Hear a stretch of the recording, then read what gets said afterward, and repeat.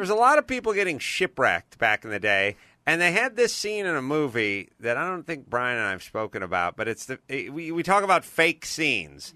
The fakest of all the scenes in any movie really ever is the shipwreck. Now, here, every shipwreck movie has the exact same template.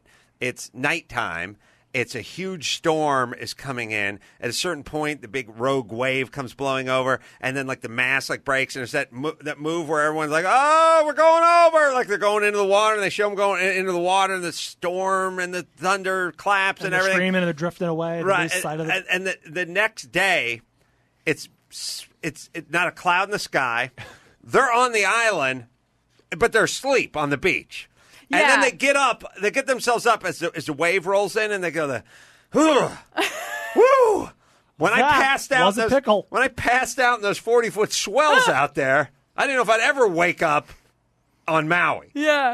But I don't think that ever happens. And their clothes are always torn but dry. Yeah, and they're torn tastefully torn, like kind of sexy knickers. torn. It's never like, oh, geez, one of his balls is hanging out of his jeans. Right. It's not that kind of torn. That's the kind of torn I'd have. I'd like a sack hanging out. Right. Torn up to the knee or just above. Tasteful tears. And they're never, once in a while, someone has the forethought to put them on a raft, like something they fashioned, where they went like, all right, well, the guy found a couple pieces of wood. But most of the time, they're just in the surf. Mm-hmm. And they've fallen asleep there. They passed out in the water, I guess on their back.